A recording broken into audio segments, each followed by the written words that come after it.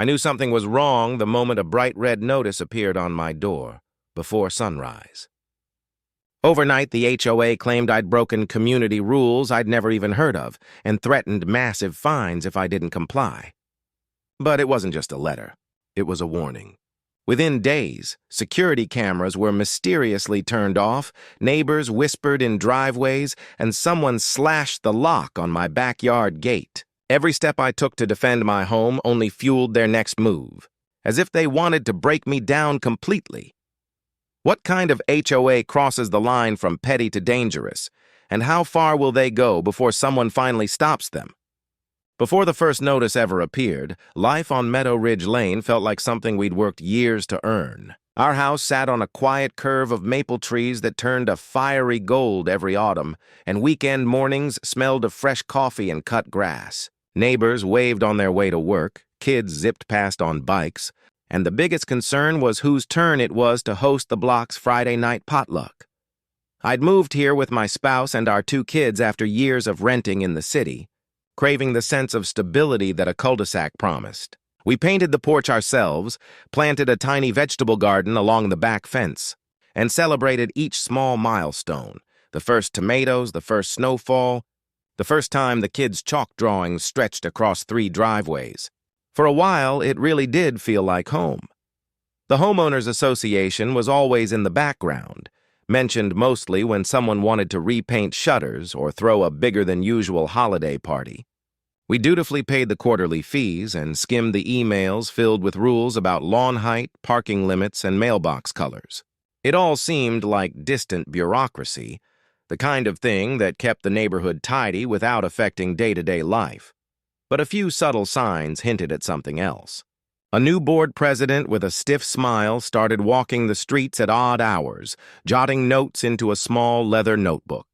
A neighbor mentioned that the HOA meeting minutes were suddenly confidential, though no one explained why.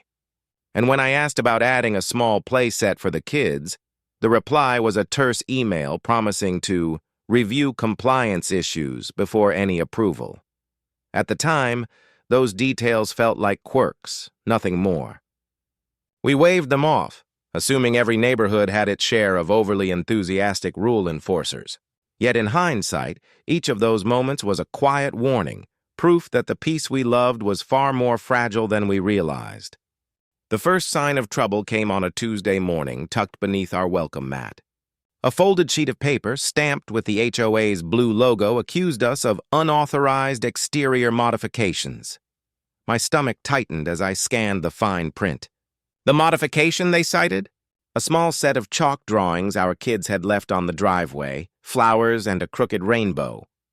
According to the letter, we'd violated the Uniform Appearance Clause and faced a $150 fine unless we power washed the driveway within 24 hours. At first, it almost seemed like a joke. We cleaned the chalk that evening, thinking it would end there. But 2 days later, another notice arrived, this time for excessive lawn growth, even though the grass had been mowed just that weekend. The fine doubled.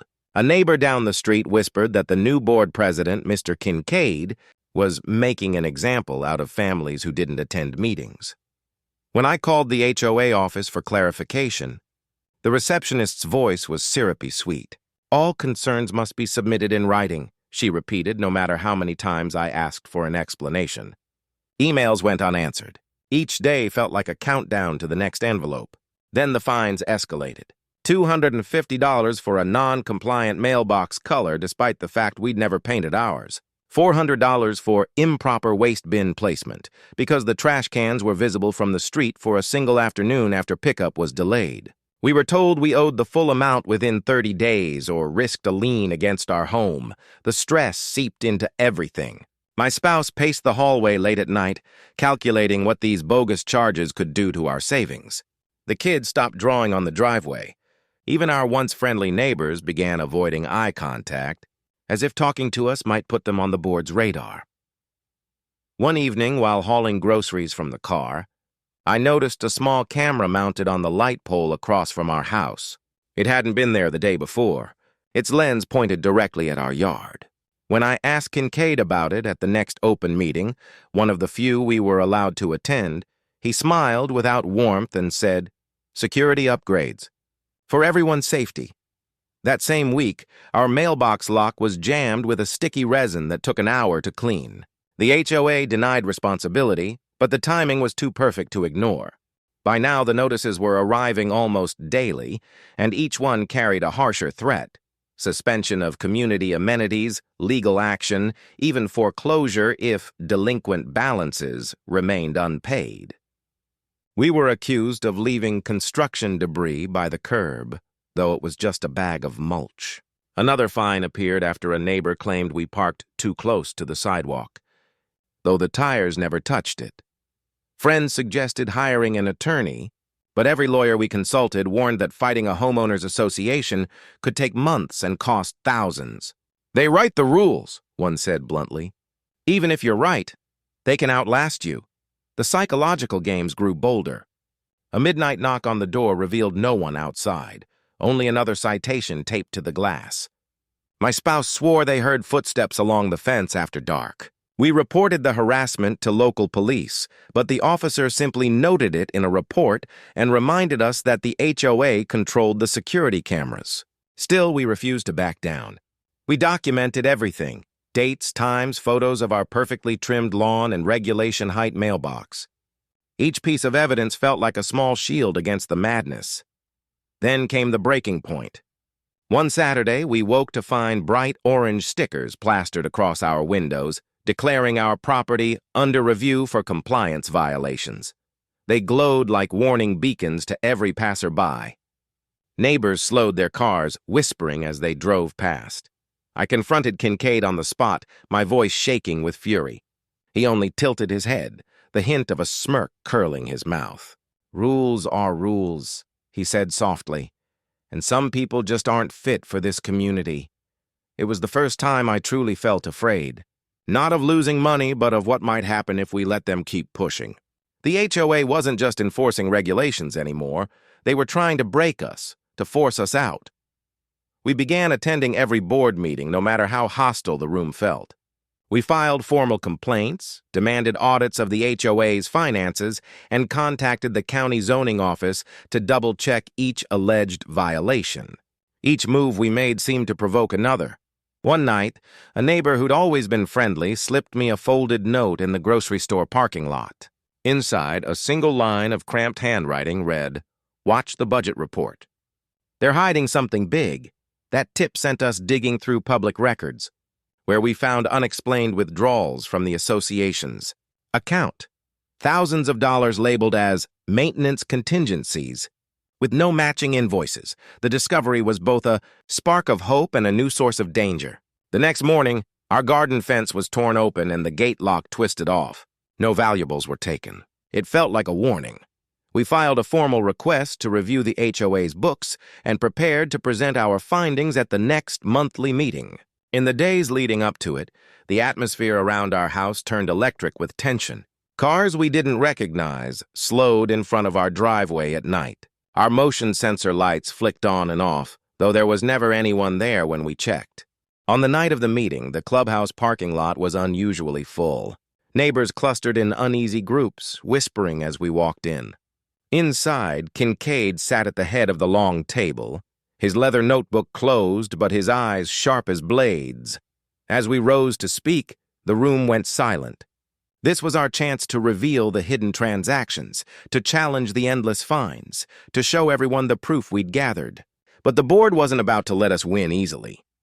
Kincaid cleared his throat, tapped the microphone, and said with a cool smile, "Before we proceed, there are new allegations against this household, serious ones."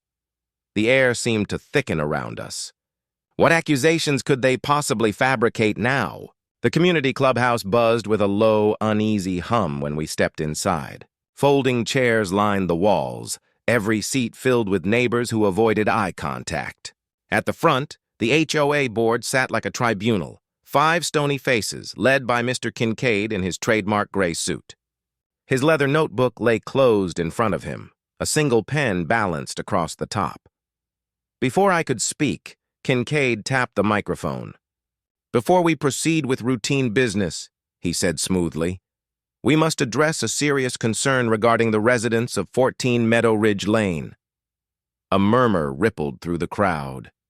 My chest tightened. He continued, his voice a rehearsed blend of authority and false sympathy. We've received multiple reports of conduct that threatens the safety and harmony of this community. Repeated violations, harassment of board members, even tampering with HOA property. Gasps rose from the audience. I stepped forward, heat rushing to my face. That's a lie, I said, louder than I intended. We have proof that this board has been— Please, Kincaid interrupted, raising a hand. You'll have your chance to respond. His gaze slid across the room, capturing every eye. But first, we must consider a motion for immediate suspension of their membership privileges and initiation of a lien for unpaid fines. The words hung in the air like a thunderclap.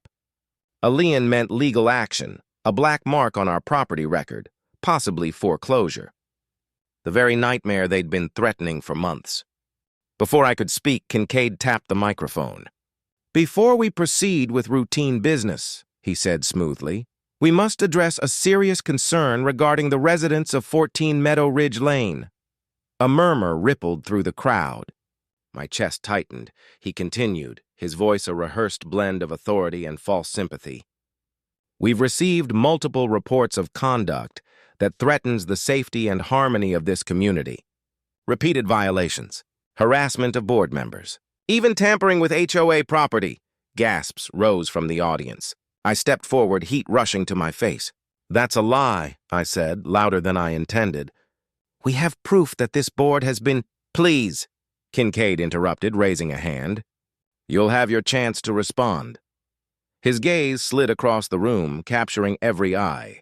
But first, we must consider a motion for immediate suspension of their membership privileges and initiation of a lien for unpaid fines. The words hung in the air like a thunderclap. A lien meant legal action, a black mark on our property record, possibly foreclosure. The very nightmare they'd been threatening for months. For a moment, I thought the room might actually vote without hearing us. But then a voice broke through the silence. Let them speak. It was Mrs. Alvarez, a soft-spoken retiree who usually sat silently in the back row. Her sharp tone startled even herself. Several neighbors nodded. A few more voices joined in. Let's hear them out. They deserve a chance. Kincaid's jaw tightened, but he gestured stiffly for me to approach. I stepped to the microphone, the folder trembling in my hands. I started with the fines, each one documented with photographs proving compliance. Then I showed the bank statements, thousands of dollars labeled as maintenance contingencies, withdrawn in cash with no invoices or receipts. The room stirred as I read each figure aloud. These aren't mistakes, I said, voice growing steadier.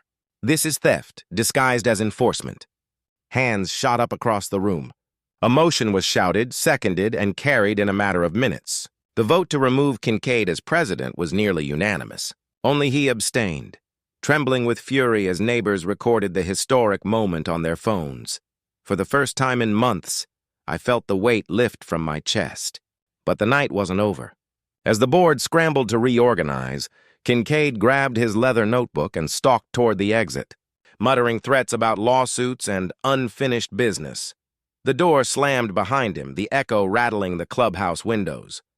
A heavy silence followed, broken only by the hum of the overhead lights. Mrs. Alvarez turned to me, eyes soft now.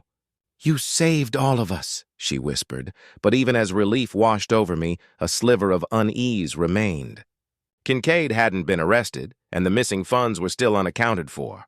Somewhere out there, the man who'd spent months tormenting us was nursing a grudge, and perhaps a plan. The morning after the explosive meeting, Meadow Ridge Lane looked almost unfamiliar. Neighbors who had once crossed the street to avoid us waved as we stepped outside. A few even stopped by with coffee and quiet congratulations. The street felt lighter, as if the entire neighborhood had been holding its breath for months and finally exhaled. But relief didn't mean the fight was over. The new interim board, led by Mrs. Alvarez and 2 other longtime residents, immediately scheduled a full financial audit. Within days, an independent accountant uncovered what we had suspected all along, nearly $70,000 in unexplained withdrawals over the past 2 years. Most of it coincided with Kincaid's presidency. The findings were turned over to the county auditor and local authorities. We learned that several of Kincaid's maintenance vendors were fictitious companies tied to a single P.O. box. Investigators traced checks made out to those businesses directly back to an account in his name. The paper trail was damning. As the news spread, neighbors who had once dismissed our concerns came forward with their own stories, small irregularities they had brushed off as clerical mistakes. A pattern emerged. Anyone who questioned the board, even slightly, faced a sudden wave of petty citations and escalating fines. We hadn't been unlucky. We'd been targeted. Within a month, the county filed formal charges for fraud and embezzlement. We weren't required to testify, but we attended every hearing anyway. Each appearance felt like reclaiming a piece of the peace Kincaid had stolen from all of us. He arrived to court in the same gray suit he'd worn to board meetings, but without the easy smirk. The man who once controlled our neighborhood with quiet menace now sat silently at the defendant's table, eyes fixed on the floor. Meanwhile, the interim board set about repairing more than finances. They rewrote the HOA bylaws to limit the board president's power, adding requirements for open budgets and public votes on all expenditures. They abolished vague rules that could be twisted into harassment. No more arbitrary appearance clauses or hidden security cameras. Every decision had to be recorded and shared with residents. Those meetings, once places of tension, turned into genuine community gatherings. Neighbors brought cookies and coffee, kids colored at a side table, and conversations were about playground upgrades and seasonal festivals rather than fines and fear. People who barely knew each other before began to swap phone numbers and help one another with yard projects. The sense of belonging we'd dreamed of when we first moved in finally felt real. At home, the difference was almost physical. The constant anxiety, that sharp knot of dread every time the mailbox creaked, was gone. We could let the kids draw rainbows on the driveway again. They filled the concrete with chalk suns and stars, and no one came to scrape them away. At night, we slept without imagining footsteps in the dark or hidden cameras recording our every move. But healing wasn't just about celebration. There were quiet moments of reckoning, too. My spouse and I talked often about how close we'd come to giving up, to selling the house and walking away just to escape the pressure. We realized how fear can shrink your world until you barely recognize yourself. Standing up to the HOA hadn't just been about money. It had been about refusing to live small. Months later, we received a certified letter from the county courthouse. Kincaid had accepted a plea deal, pleading guilty to multiple counts of fraud and misappropriation of funds. He was sentenced to 3 years in state prison and ordered to pay full restitution. The funds would be returned to the HOA's account over time, a small but powerful symbol of justice. When the announcement was read aloud at the next community meeting, the room erupted in applause. Not loud or vengeful, but steady and certain. It wasn't about revenge. It was about closure. In the months that followed, we used a portion of the recovered funds to repair the community playground, add solar lights along the walking paths, and start a small neighborhood grant for home improvements. Families who once kept to themselves now worked side by side on gardening projects and weekend cleanups. The laughter of children echoed down the street long after sunset.